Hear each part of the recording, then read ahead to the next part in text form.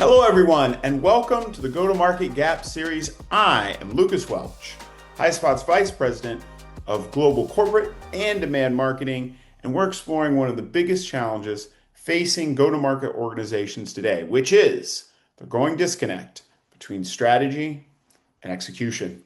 Based on findings from HighSpot's latest go-to-market performance gap research, we're sitting down with revenue, sales, enablement, marketing, and operations leaders to understand why execution remains so difficult in the AI era and what to do about it. Our research found that while nearly all leaders are confident in their strategy, only half are seeing consistent execution. So, what gives?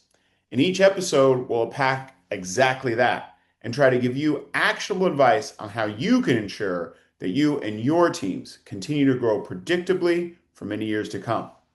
With that, I am so excited to be joined today by Shelly Luciano, VP of Go-to-Market Strategy for Leah, the agentic platform for contracting, legal, and procurement.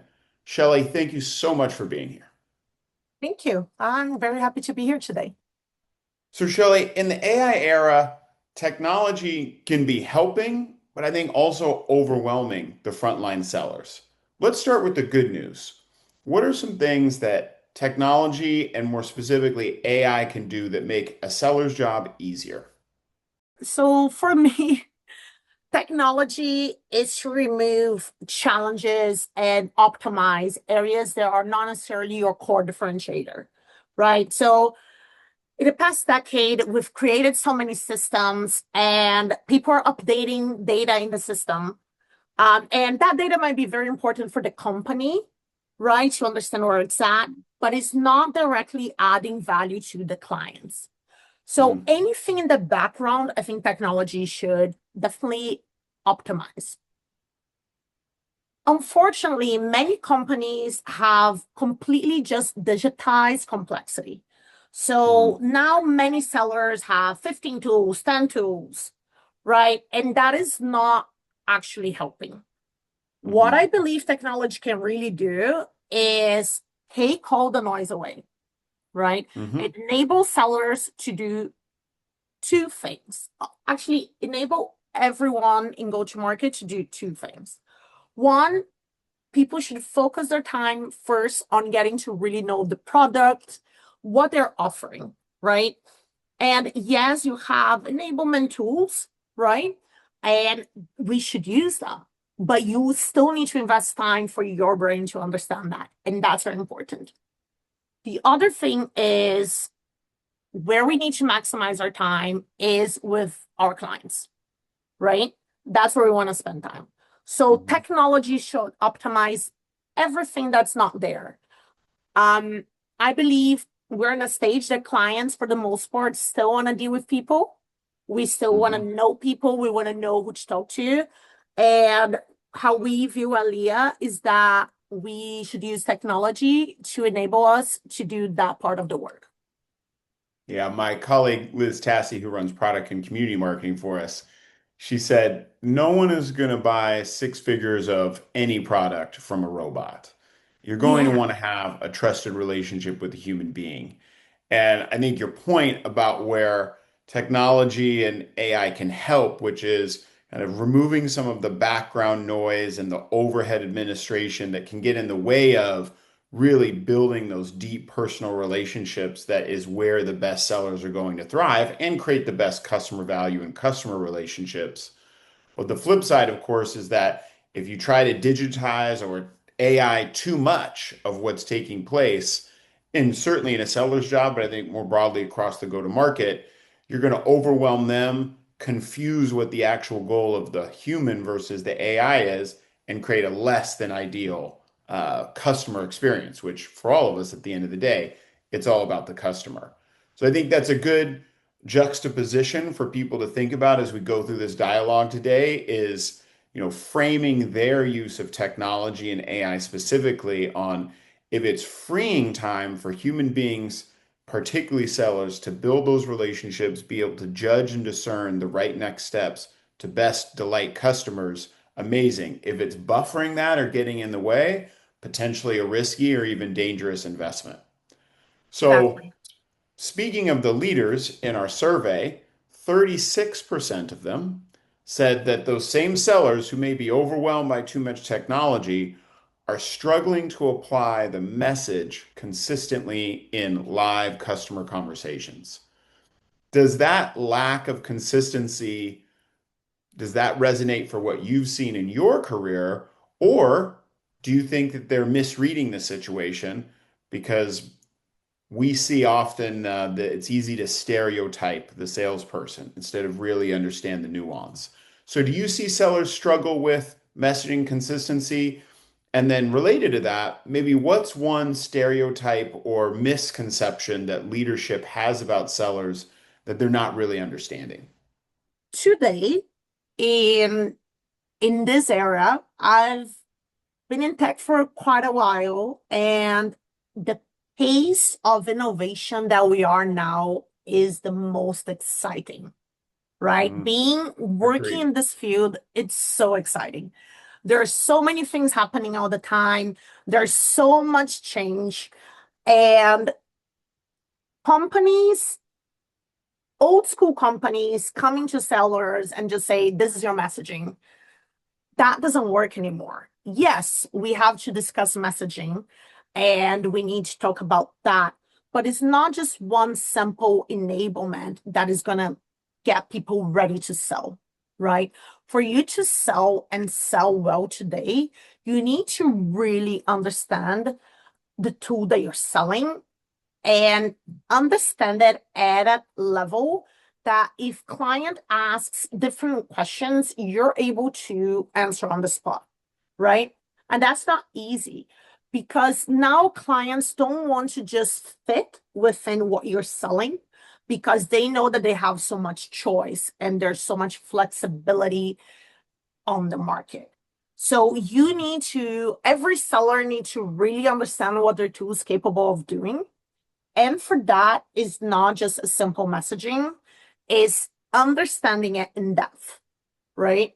So selling has become harder, right? And because the market just expects more and it's changing all the time. So to keep up, everyone needs to do their best. And that's what I'm seeing across my company and across the whole market.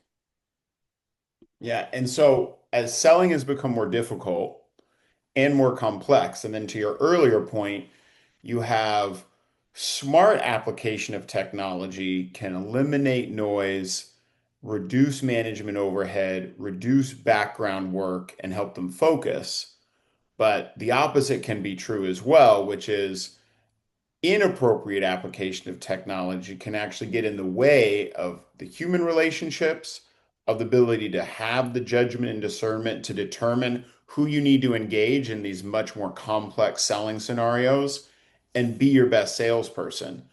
Clearly, I think amidst all that, the manager also continues to be and likely is increasingly important because that manager to that individual seller is their go-to day-to-day contact to help them navigate the good and the bad of what we've been talking about.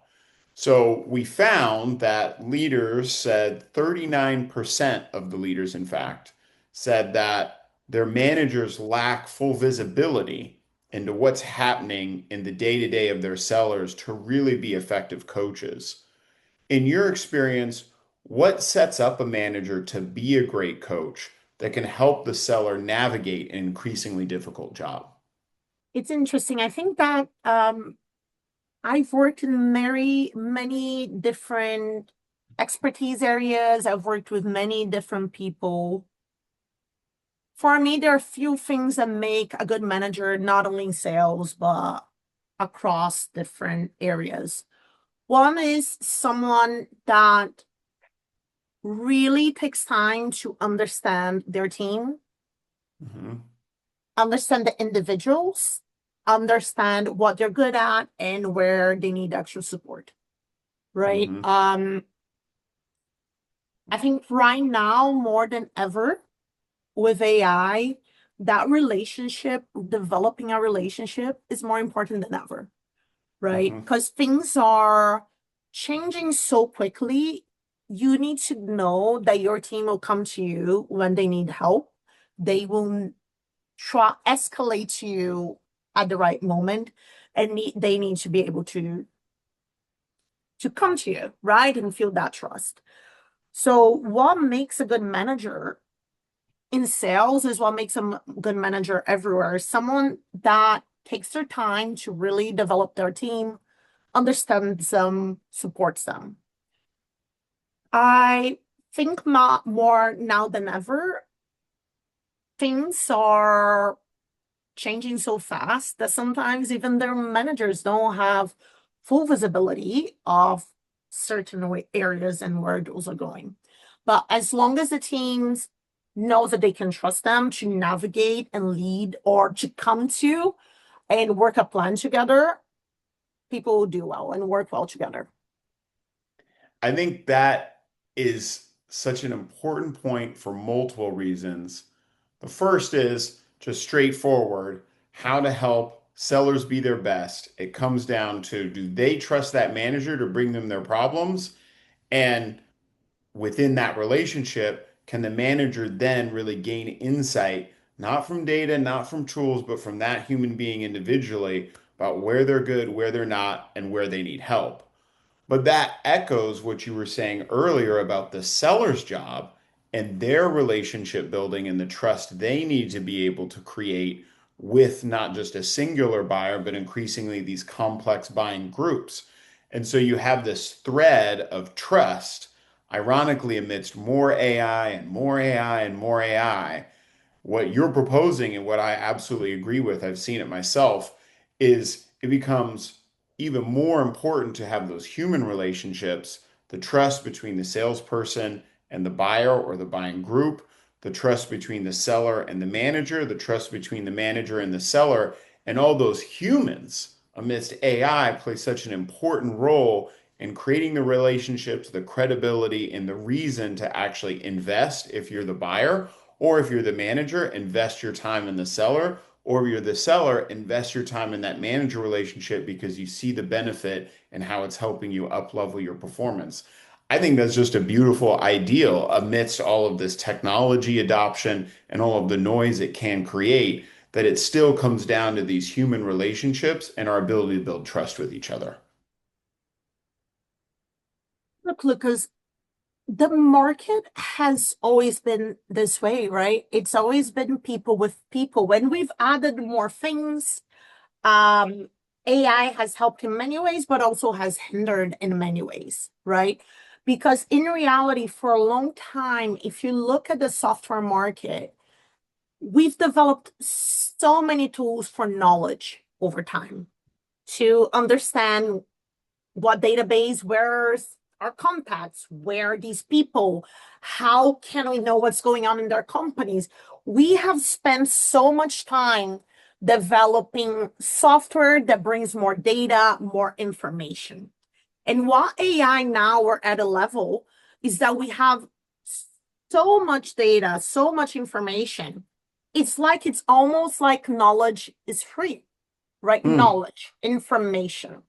But Yep. what is left for us humans, right, is judgment and connection. And when I'm talking to you right now, I can't just go into an LLM and ask, oh, okay, what should I answer now? We're having a conversation, right?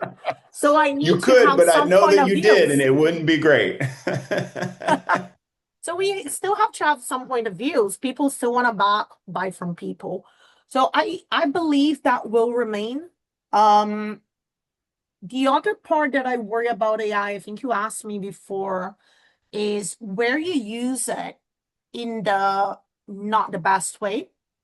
And what I'm seeing, I'm not seeing in my company so much, but I'm talking about studies from MIT, studies across, is people who are using AI to replace their judgment, right? Hmm. So people who are using AI to make every decision of their lives are actually hindering from me their brain and the capability of doing this on the spot, right? Yeah. And that is actually has significant impact to their cognitive ability. It will have, if companies use it like that, uh, significant impact on their ability to serve clients on the spot because people don't want to wait forever for an answer. They want to have answers, at least most of them, when they're engaging one-on-one. Yeah, I agree because the the temptation with the ease of ChatGPT, the ease of Claude is if you aren't discerning what it's giving you and you're because of speed, because of time crunch, whatever it may be, you're just taking it at face value. And you're increasingly relying on what the AI gives you in terms of information, as you said, not necessarily knowledge, just information. Then as time goes by, you erode your human sense of what's right and what should be questioned, of what's high quality and what's good enough, of what, to your judgment and discernment point, of what the right decision is here and what just seems like the right decision. And I think this has been a really great conversation, and I think particularly relevant for this time period where, right, we have research that says almost all the leaders say the strategy is good, and yet only half of them can say that it's working. And so something is breaking down. And it may very well be that as they put more AI on top of it, as they try to bring in more tech, it's actually getting in the way of the talented and real people who need the time and space to be able to discern, create trusted relationships, and keep the judgment about what great relationships, what great decisions look like, and what they don't look like. And so I think that's a wonderful way to bring us to our last question, which I ask of all of our guests, which is if you had one recommendation for your fellow go-to-market leaders over the next 90 days to close that gap between strategy and execution, what would that recommendation be? So, one piece of advice that I would give to people trying to close that gap between their strategy and execution is that as a strategist myself, I've built my career on strategy, is that we spend a lot of time thinking on what is the strategy? Do we have the best strategy? And we spend less time on the execution, right? Mhm. Because what we do is we spend a lot of time asking whether our strategy is good enough, right? Leaders need to ask themselves something more important, which is not if it's good enough, is can it be executed, right? And we spend less time on that. So I Mhm. started calling this the execution gap, which is the distance between a strategy that exists and one that really lives. So a strategy exists when it's on a deck, right? It was Mhm. agreed, someone discussed, and it was aligned between leadership. But a strategy only really lives when it's being delivered in front of clients, right? So it means that we've decided on a strategy, we enabled everyone, we develop our product, people understand, people really believe in, and that we're able to execute it with the external market, right? So that is the difference for me. And normally, as a strategist, which strategies are very important, but the main problem normally is not the strategy, it's the execution, right? Mhm. And normally execution doesn't fail because people are not doing enough work. It fails when companies are carrying unnecessary complexity, right? Mhm. So we've built operating models, they're too complex. We have to fill too many things. We built operating models on the capabilities that were developed a decade ago. And now, what we have a chance with AI is really think without limitations. So, Mhm. how do we deliver on what we want? And can that be executed? Right. So, we want to make strategies and deliverables for clients that make sense, they're executable, and now is a moment that a lot of companies should stop and thinking how we operate. Does it still make sense? Mhm. Yeah, a strategy that exists that just sits on a deck. A Yes. strategy that lives is one that is really thinking about can it be executed, and it is out in the world being executed. It may not be perfect, but you're learning from it, which is allowing you to improve, which is creating the feedback loop, which is building the trust between the manager and the seller, and ultimately delivering a better customer experience. Fabulous advice, Shelley. Thank you so much for being a part of the Go to Market Gap series. And thank you all for tuning in for this conversation. And as you heard from Shelley, it may actually be the human connections and the AI era that are our path forward to better sales, better customer relationships, better coaching, and ultimately strategies that live, don't just exist. Whether you're struggling with AI adoption, organizational issues, or more, our Go-to-Market Performance Gap 2026 has lots of insight of what leading organizations are doing to drive growth and overcome these challenges. You can download it, the link here in the description of this video or at highspot.com. We're so grateful for all of you tuning in. And Shelley, thank you so much for the insight and time today. I really appreciate it. Thank you, Lucas.